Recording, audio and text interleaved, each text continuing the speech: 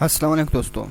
तो आज हम लोग सीखेंगे किस तरह से हम लोग डेटाबेस में से किसी डेटा को सर्च कर सकते हैं और डेटा को किस तरह से फाइंड आउट करना है डेटाबेस में से और उस पीएचपी को यूज़ करते हुए। तो सबसे पहले मैंने यहाँ पर एक डेटाबेस को कनेक्ट किया हुआ है। पीएचपी कोडिंग के ज़रिए मैंने डेटाबेस को कनेक्ट किया हुआ है। ये डेटाबेस पेज है .php जिससे लिंक दिया हुआ है डेटाबेस को।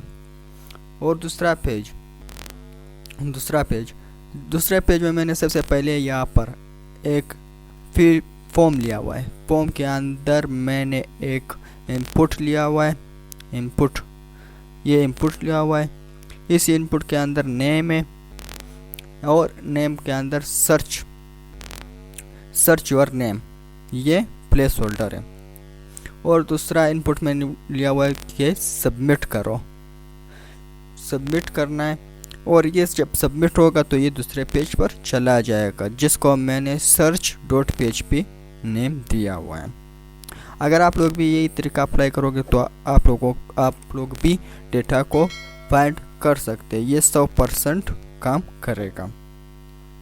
और अब हम लोग चेक कर लेते हैं वेब ब्राउज़र में कि ये किस तरह से दिख रहा है। वेब ब्राउज़र में ये इस तरह से दिख रहा है आप लोगों के सामने। अगर मैं सर्च करूंगा तो डेटा फाइंड आउट हो जाएगा। तो अभी मैं एक बार सर्च कर देता हूँ। यहाँ पर डेटा फाइंड आउट हो रहा है। तो ये किस तरह से हो रहा है ये मैं आप लोगों को प्रोग्रामिंग की तरफ लेके जाऊंगा। तो सबसे पहले यहाँ पर मैंने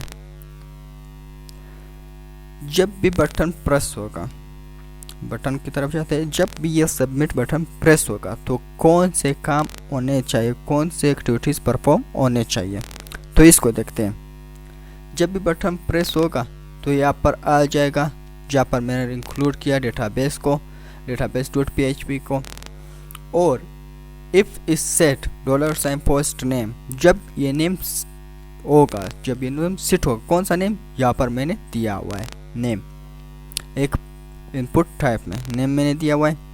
जब ये सेट होगा इक्वल होगा, सर्च बटन के अंदर चले जाओ और यहाँ पर मैंने डिक्लेयर किया हुआ है $नेम $पोस्ट नेम, मैंने वापस वही नेम दिया। इसके बाद एक टेबल लिया हुआ है। टेबल के अंदर कुछ फील्ड लिया हुआ है, वो भी डिस्कस करूँगा। और इसके अंदर PHP का टैग वापस शुरू किया, यहाँ पर क्लोज किया हुआ है क्योंकि मैंने टेबल लिया। टेबल के बाद वापस मैंने PHP टैग ऑन किया और ऑन करते ही मैंने यहाँ पर रिजल्ट के नाम से शो किया गया है REC MySQL क्यूरी लिखा है। क्यूरी के अंदर लिंक किया हुआ है और कॉमा दिया हुआ है। फिर उसके बाद कोटेशंस लिया, डबल कोटेशंस के अंदर मैंने सेलेक्ट फ्रॉम डेटा एंट्री, ये टेबल का नाम है, वेयर नेम, और जो नेम डेटा बेस के अंदर है, डेटा एंट्री के अंदर है, उसी नेम को।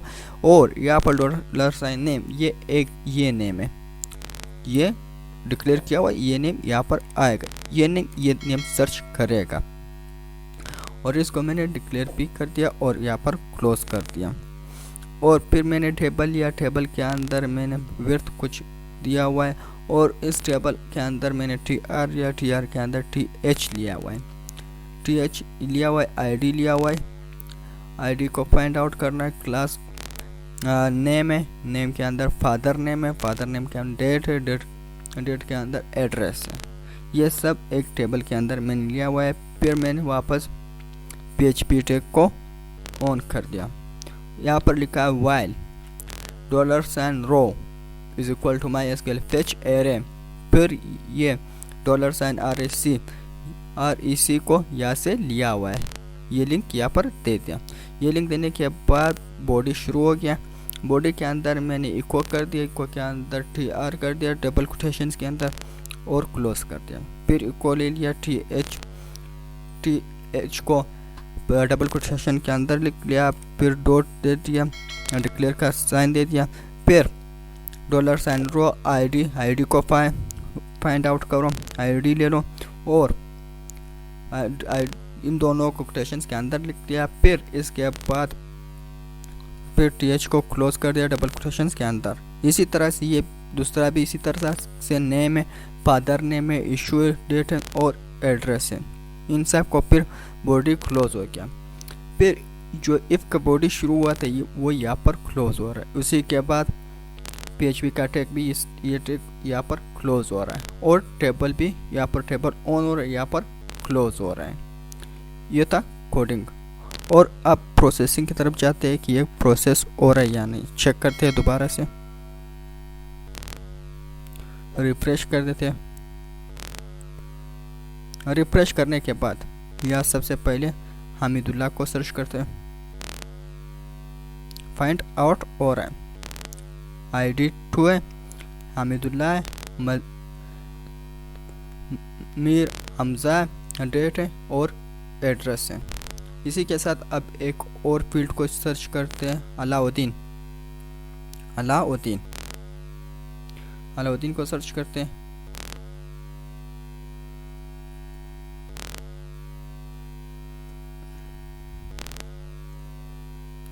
अलाउद्दीन, मेरे ख्याल से नेम में मिस्टेक है, स्पेलिंग में मिस्टेक हुआ है। अलाउद्दीन DD, दोबारा सर्च करते हैं। यहाँ पर ए मैंने नहीं दिया, अलाउद्दीन, सर्च, फाइंड आउट हो रहा है। तो इस तरह से हम लोग डाटा को फाइंड आउट कर सकते हैं, अपनी मर्ज़ी से आप फाइंड आउट कर सकते हैं। अगर आप लोगों को वीडियो पसंद है तो प्लीज़ चैनल को सब्सक्राइब कर देना और बेल आइकन को प्रेस कर देना ताकि और आने वाले अपडेट से मैं आपको आगाह कर। So thank you for watching.